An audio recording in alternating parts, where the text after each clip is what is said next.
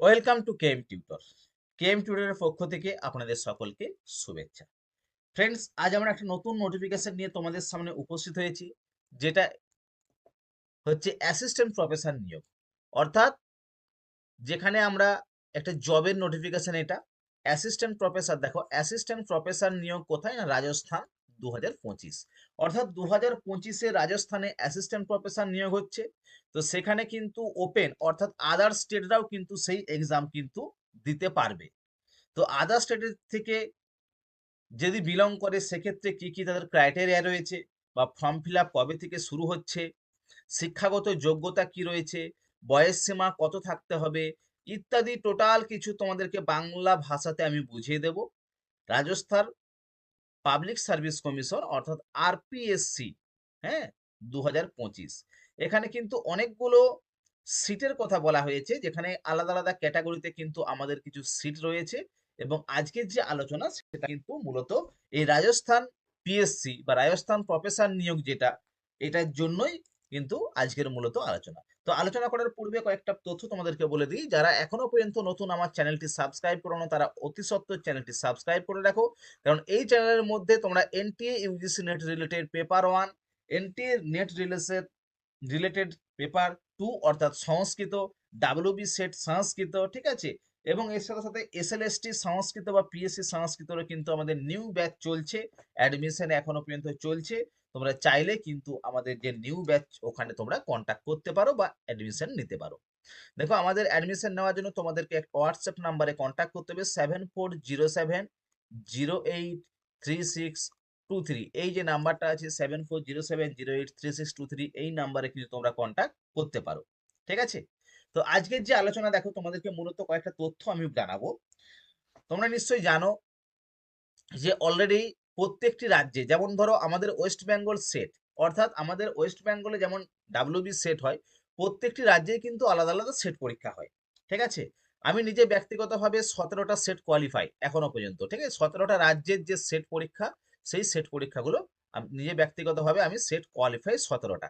কিন্তু এখানে একটা ব্যাপার আছে, যে আমরা কেন বাইরের রাজ্যে পরীক্ষা দেব। কারণ সারা বছর ধরে দেখো আমাদের যে সিলেবাস, অর্থাৎ নেটের যে সিলেবাস, সেটের যে সিলেবাস, সে কিন্তু সেম। অর্থাৎ তোমরা নেট পরীক্ষার জন্য প্রিপারেশন নিচ্ছ, অর্থাৎ যে স্টেট আছে, আদার স্টেটগুলোও কিন্তু তোমরা চাইলে পরীক্ষা দিতে পারো, কারণ একই সিলেবাসের উপরে কিন্তু আমাদের পরীক্ষাগুলো হয়। এবং যদি আমরা আদার স্টেটে পরীক্ষা দেওয়ার চিন্তা ভাবনা করি, তো হয়তো দেখা যাবে প্রতি মাস অন্তর, অর্থাৎ 1 মাসে একটা করে তোমরা কিন্তু এক্সাম দিতে পারবে।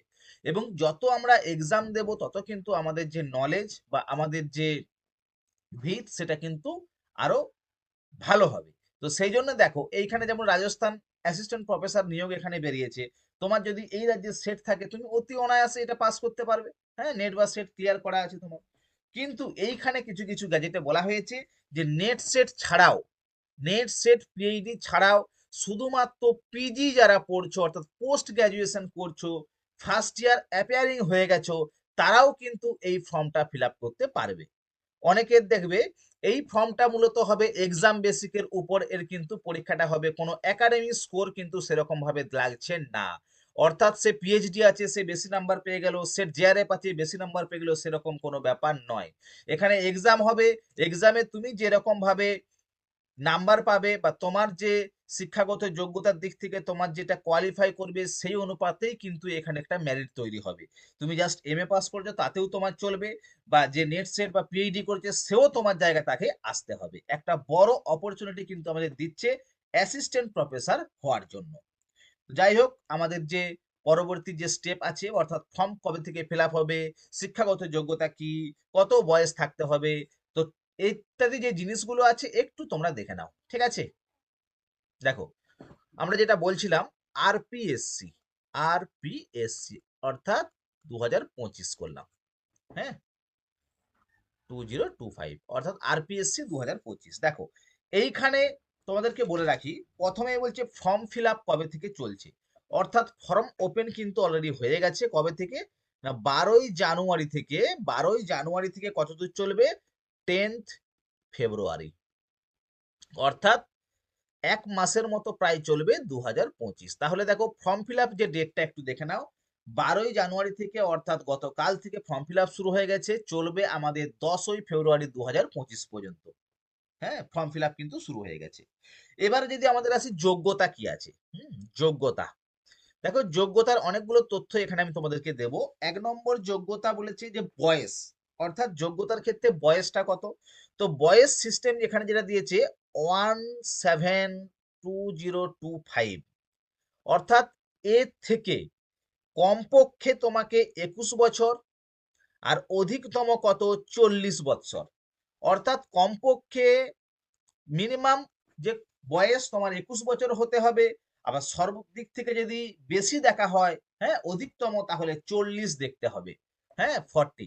কিন্তু এখানে মেয়েদের ক্ষেত্রে কিন্তু একটা ছাড় দেওয়া হয়েছে, বিরাট বড় ছাড়, অর্থাৎ 10 বছরের ছাড় দেওয়া হয়েছে। মেয়েদের ক্ষেত্রে একটা 10 বছরের কিন্তু এখানে এক্সামের একটা ছাড় দেওয়া হয়েছে, তোমরা চাইলেই কিন্তু ফর্মটা ফিল আপ করতে পারো। আর একটা কথা এখানে বলে রাখবো আমরা, এখানে যেটা তোমাদের এসসি এসটি ওবিসি, শুধুমাত্র রাজস্থানের জন্য কিন্তু এই এসসি এসটি ওবিসি তারা ছাড় পাবে।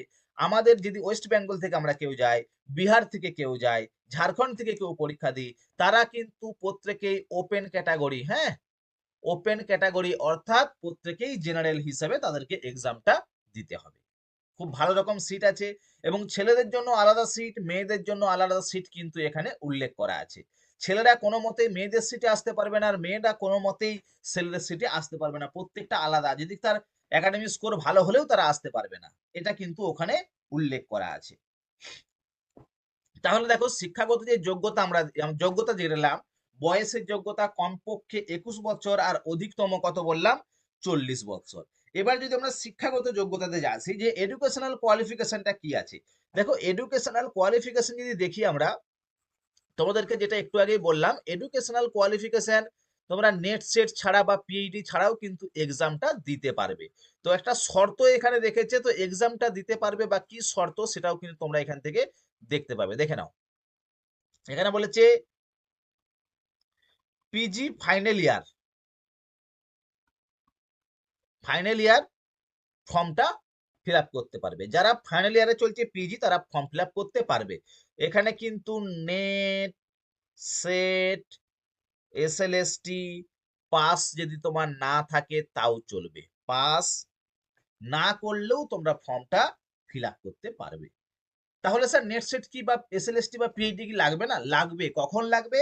যখন তোমাদের ইন্টারভিউ হবে, ইন্টারভিউ, যখন তোমাদের ইন্টারভিউ আসবে, ইন্টারভিউ সময় আসবে, তখন তোমরা কিন্তু এটা তোমাদেরকে নেট সেট বা এসএলএসটি কিন্তু তখন তোমাদেরকে দেখাতে হবে। এবার তাহলে স্যার ইন্টারভিউ কবে হতে পারে, এক্সাম কবে হতে পারে? মিনিমাম যেটা এখানে তথ্য উল্লেখ করেছে, আমাদের 2025-এর ডিসেম্বরে এক্সাম হবে, ডিসেম্বর মাসে, অর্থাৎ দেখো প্রায় 10 থেকে 11 মাস তোমরা টাইম পাবে প্রিপারেশনটা নেওয়ার। তাহলে স্যার সিলেবাস কি আছে? সিলেবাস ম্যাক্সিমামটাই হচ্ছে আমাদের নেটের সিলেবাস, যে নেট বা সেট পড়ছো সেই সিলেবাসের উপরেই কিন্তু এখানে পরীক্ষা হবে। পরীক্ষা হবে ডিসেম্বর 2025। তারপরে ধরো কিছুদিন পর রেজাল্ট বেরোবে। তোমাদের এই যে নোটিফিকেশন এসছে, এটা কিন্তু নিয়োগ হতে হতে প্রায় 2026-এর জুন জুলাই বা তার থেকেও বেশি হতে পারে, জুলাই 2026। অর্থাৎ তোমরা তাহলে 1.5 থেকে 2 বছর প্রায় টাইম পাবে। তার মধ্যে তোমাদের কিন্তু নেট বা রাজস্থানেও আলাদা করে সেট পরীক্ষা হয়, নেট বা সেট তোমরা ক্লিয়ার করে নিতে পারো, তাহলেই তোমাদের পুরো ফুল এলিজিবল তোমরা হয়ে গেলে। এটা একটা তথ্য। এই জন্যই বাইরের রাজ্যে প্রত্যেককে আমি এক্সাম দেওয়ার কথা বলি, এই জন্যই যেখানেই আমাদের অ্যাসিস্ট্যান্ট প্রফেসর নিয়োগ হোক না কেন, সিলেবাস আমাদের সেম। তাহলে একই সিলেবাসে যখন আমরা বারবার পড়ছি, যেখানেই অ্যাসিস্ট্যান্ট প্রফেসর নিয়োগ হোক, তাহলে সেই রাজ্যের সেট থাকলে আমার কোনো চাপ নেই যদি আমার নেট নাও হয়ে থাকে। তাহলে নেট অথবা সেট বলছে কি, তোমরাকে এই পজিশনে 2026 জুলাই, মানে মিনিমাম এখনো 3টে এক্সাম তোমরা পাবে নেটের, তার মধ্যে তোমরা এই অ্যাসিস্ট্যান্ট প্রফেসর পরীক্ষাও দিতে পারবে, নেটের পরীক্ষা দিয়েও কি তোমরা নেটটাকে ক্র্যাক করতে পারবে। তাহলে তোমাদের একটা লক্ষ্য থাকবে যে আমাদেরকে এটা পাস করতে হবে। ক্লিয়ার? তাহলে এডুকেশন কোয়ালিফিকেশন কিন্তু এই জায়গাতে লাগছে। তাহলে দেখো পরের পয়েন্ট আমাদের কি, তাহলে আদার স্টেটের ছেলেরা কি দিতে পারবে? অবশ্যই পারবে। আদার স্টেট যদি পারবে, তাদের ক্ষেত্রে কি এলিজিবিলিটি একটু দেখে নাও।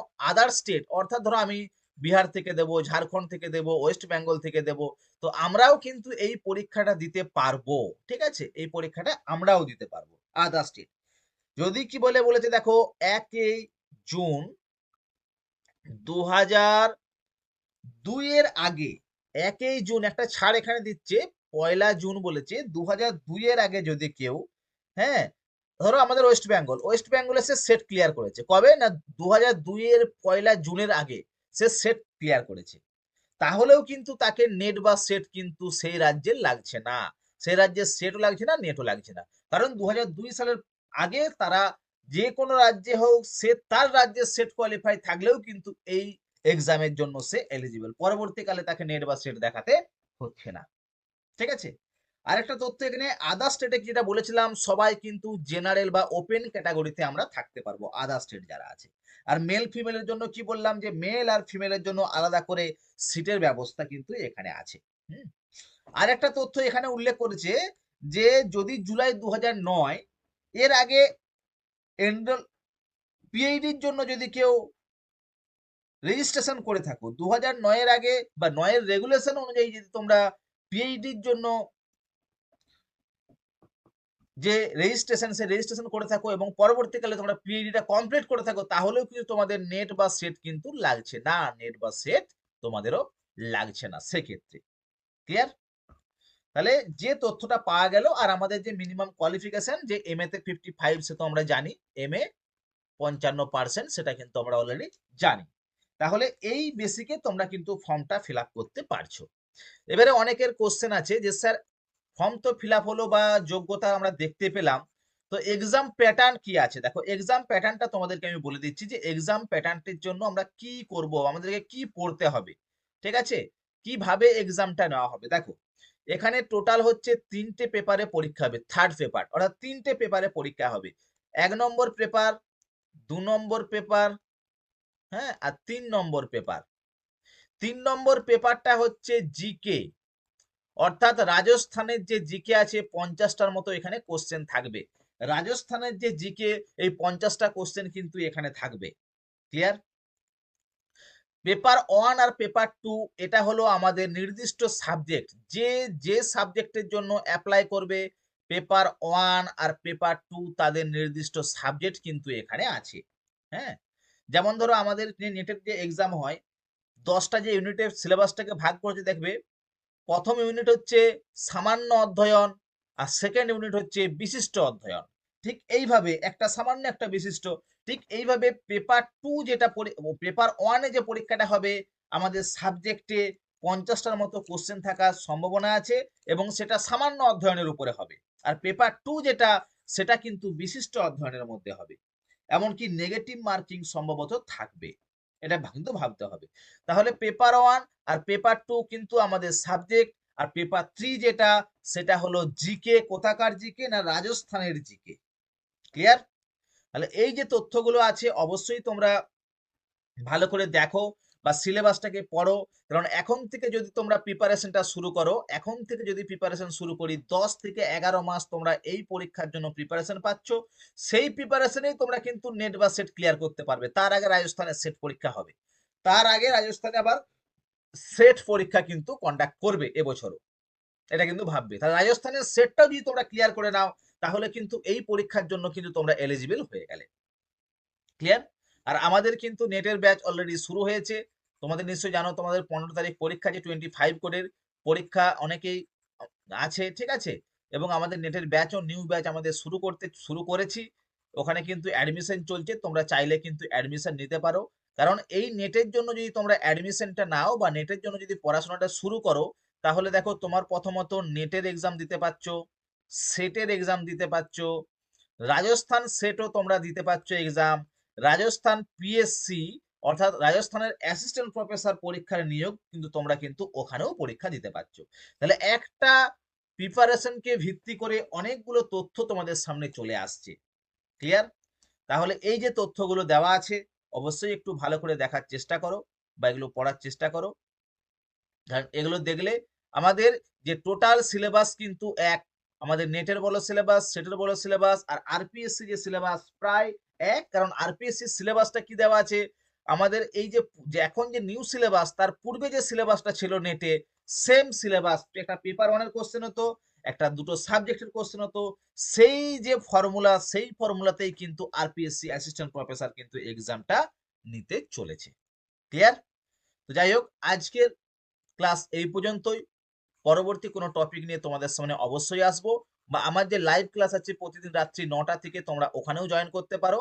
লাইভ ক্লাস প্রতিদিন রাত্রি 9টা থেকে 9 PM, ঠিক আছে, PM এ লাইভ ক্লাসে আসি।